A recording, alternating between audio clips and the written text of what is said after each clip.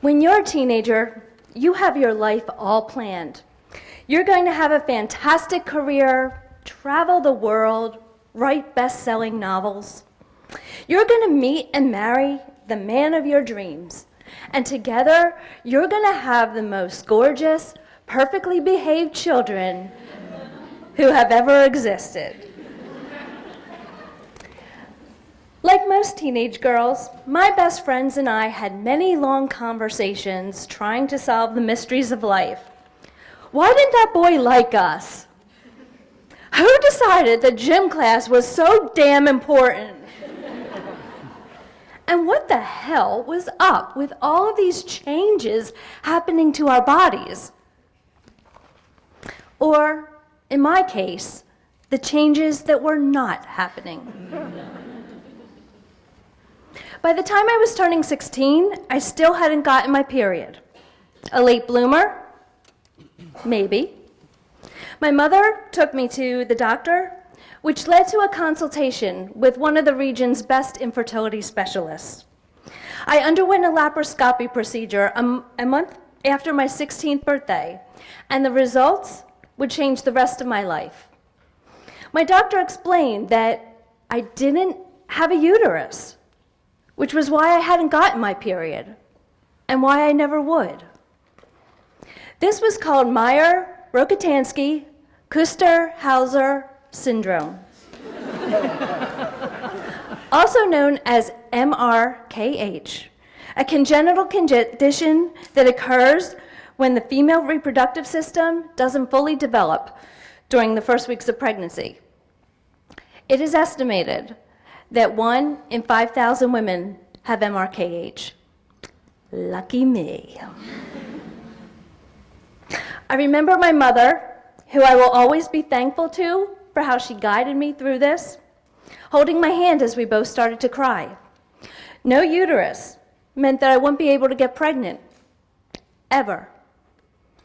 As we tried to absorb this, the doctor said something to me that has stayed with me in the 30 years since that day. Science is making all kinds of advances, he said. When you're ready to have kids, there's no telling what they'll be able to do. It sounded like the stuff of science fiction, and I am not a science person. The only chemistry I know about is falling in love. And even then, my track record has, on occasion, been rather questionable. After learning I had MRKH, I spent a good part of my life feeling like a freak, someone who was completely unlovable. Motherhood wasn't for me, I decided, rationalizing that even though the syndrome had made me a failure as a woman, at least I wouldn't be a crappy mom. I tried to look at the positives. No unplanned pregnancies for me, thank you. On the contrary, any children of mine would need to be very, very planned indeed, and very much wanted. And many years later they were, because as John Lennon once said, life is what happens while you're busy making other plans, like the ones you had when you were 16. So I met that perfect guy, the one who accepted me as I was, and who understood that our path to parenthood wouldn't happen the normal way. It would involve a special woman, willing to be our gestational surrogate, someone who we would trust to carry our baby. It would involve specialists, early morning blood work, injections, dashed hopes, heartbreak, ultrasounds, lots of tears, and a crazy amount of money that we didn't have. We would spend our weekends at therapy appointments, support group meetings, and more therapy appointments. And then finally, miraculously, after 6 years of pursuing surrogacy, we were pregnant. We were elated. We told everyone we knew. I bought every pregnancy book and every magazine I could find because we were going to be parents. I was going to be a mom. Finally, I was like everyone else in the club. We lost that pregnancy a week later. We had been parents for 180 hours. This was a chemical pregnancy, a common occurrence according to our doctors. Most people, he said, don't even know when they have a chemical pregnancy.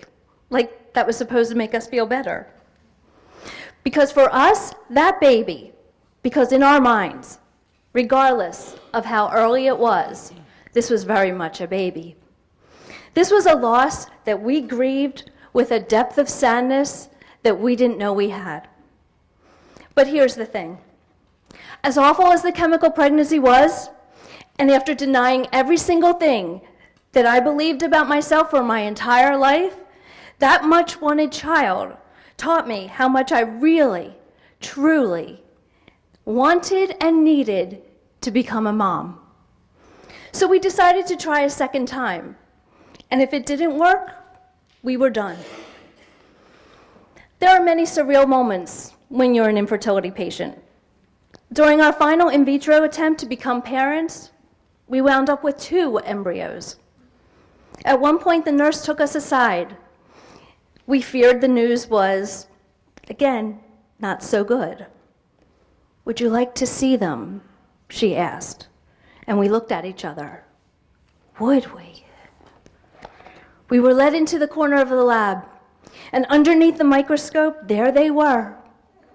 2 Petri dishes, maybe a dozen cells total.